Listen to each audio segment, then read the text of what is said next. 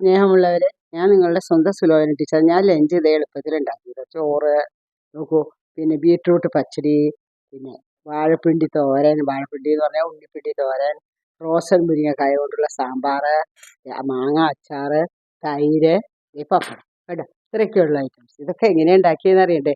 കിച്ചണിലേക്ക് വരുമോ, ഞാൻ കാണിച്ചു തരാം കേട്ടോ.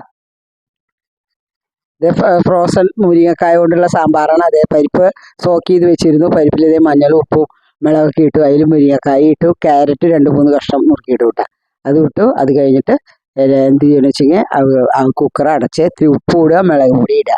ഉപ്പും മുളക് പൊടി ഇട്ടോളൂ പരിപ്പിൻ്റെ കൂടെ. എല്ലാം ഇട്ട് കഴിഞ്ഞിട്ട് എളുപ്പം ഉണ്ടാക്കാൻ നമുക്ക് സാമ്പാർ. ഇതേ കുക്കർ അടച്ച് കുക്കർ വെച്ചു. കുക്കർ വെച്ചതിന് സ്റ്റീം വരട്ടെ, എന്നിട്ട് വെയിറ്റ് ഇട്ടാൽ മതി കേട്ടോ.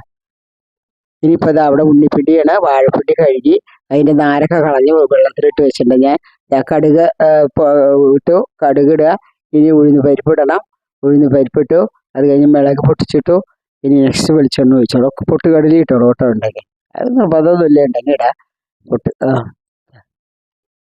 കടുക് വറുത്തിട്ട് കടുക് പൊട്ടട്ടെ. കടുക് പൊട്ടിയതിന് ശേഷം കറിവേപ്പില ഇട്ടു. ഈ കടുക് പൊട്ടിയതിന് ശേഷം നമുക്ക് ഉണ്ണിപ്പിണ്ടി വാഴപ്പിണ്ടി അരിഞ്ഞിടാം. വാഴപ്പിണ്ടി വെള്ളത്തിൽ നിന്ന് വാരി ഇടണം കേട്ടോ. കഴുകി വാരി വൃത്തിയാക്കി ഇടണം കേട്ടോ. വളരെ നല്ലതാണ്. ശരീരത്തിന് വളരെ ഗുണമുള്ള സാധനമാണ് ഈ വാഴപ്പിണ്ടി. അത്രയധികം പോഷകങ്ങൾ കൊണ്ട് നിറഞ്ഞ പോഷകങ്ങളുടെ ഒരു കലവറ തന്നെയാണ് വാഴപ്പിണ്ടി. അതിലൊരു പച്ചമുളക് അരിഞ്ഞിട്ടു കേട്ടോ. എന്നിട്ട് കുറച്ച് മഞ്ഞൾപ്പൊടി ഇടണം, ഒരു ഉപ്പ് ഇടണം. നല്ലോണം ഇളക്കുക. ഇളക്കിയിട്ട് എന്ത് ചെയ്യണമെന്ന് വെച്ച് കഴിഞ്ഞാൽ മഞ്ഞൾപ്പൊടി ഉപ്പ് ഇടണം. പിന്നെ ഈ ഉണ്ണിപ്പിണ്ടി എന്ന് പറഞ്ഞാൽ ഏത് രോഗികൾക്കും കഴിക്കാൻ പറ്റുന്നതാണ്. മഞ്ഞൾപ്പൊടി ഇട്ടു, ഉപ്പിട്ടു, നല്ല പോലെ ഇളക്കുക. ഇളക്കി യോജിപ്പിച്ച് അടച്ചു വയ്ക്കുക. വെള്ളമൊന്നും ഒഴിക്കേണ്ട. ഉണ്ണിപ്പിണ്ടി പിഴിഞ്ഞിട്ടാൽ മതി, ഒരു കുഴപ്പമില്ല. ആ വെള്ളത്തിൽ ഉണ്ണിപ്പിണ്ടി വെന്തുണ്ടാവും കേട്ടോ, വേവും കേട്ടോ. അടച്ചു വെക്കണം. അടച്ചു വെച്ച് വേവിക്കണം. വെന്ത് കഴിഞ്ഞാൽ തേങ്ങയിട്ടു തോരനാക്കി വാങ്ങി വയ്ക്കാം. ഉണ്ണിപ്പിണ്ടി മുതിരി നല്ലൊരു കോമ്പിനേഷനാണ്. ഞാൻ ഇന്ന് മുതിരി ഉണ്ണിപ്പിണ്ടി ഉണ്ടാക്കണം എന്നാണ് വിചാരിച്ചത്. പക്ഷെ ഇന്ന് ഞാൻ ഉണ്ണിപ്പിണ്ടി മാത്രം വെറുതെ തനിയെ തോരനുണ്ടാക്കി. അതിൽ തേങ്ങയിട്ട് ഇളക്കി വെള്ളം വറ്റി കഴിഞ്ഞു. ഇനി അത് തോരൻ തയ്യാറായി. അതിന് ഈ ബൗളിൽ പകർത്തി ഞാൻ കാണിച്ചു തരാം.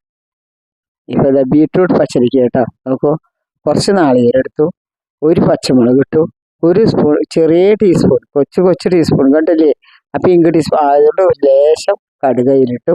അതിന് കുറച്ച് തൈര് ഒഴിച്ചു. 2-3 ടീസ്പൂൺ എടുത്ത ടേബിൾ സ്പൂൺ തൈര് ഒഴിച്ച് അരയ്ക്കുക. വെള്ളത്തിന് പകരം തൈര് ഒഴിച്ചിട്ട് അരയ്ക്കണം. ബീട്രൂട്ട് വേവണു.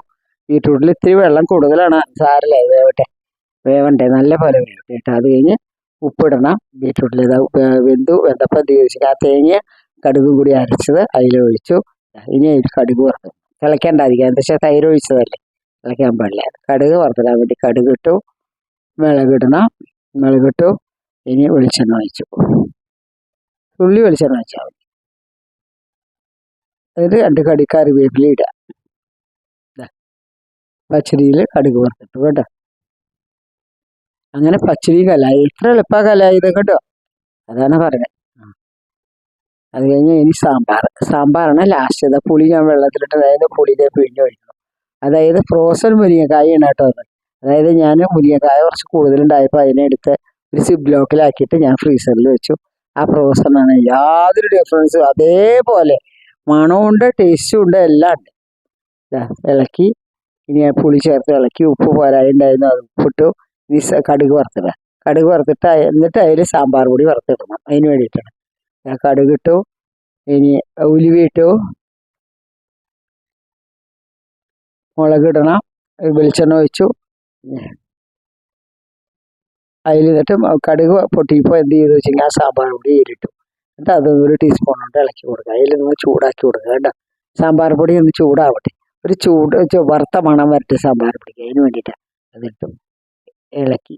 ഇളക്കിയിട്ട് എന്തുണ്ടാവണം നോക്കുക. നല്ല മണം വരുന്നുണ്ട് സാമ്പാറിൻ്റെ. ഇപ്പോൾ കറിവേപ്പിലയും സാമ്പാർ പൊടിയും ഒക്കെ കൂടി തിളച്ച് പുളിയും കൂടി ഒഴിച്ച് ഇത് നല്ല പോലെ തിളയ്ക്കണം. അപ്പോൾ നമ്മുടെ സാമ്പാർ കലായി. കടുകും വറുത്തിട്ട് കഴിഞ്ഞു. പിന്നെന്താ സാമ്പാർ കലായി.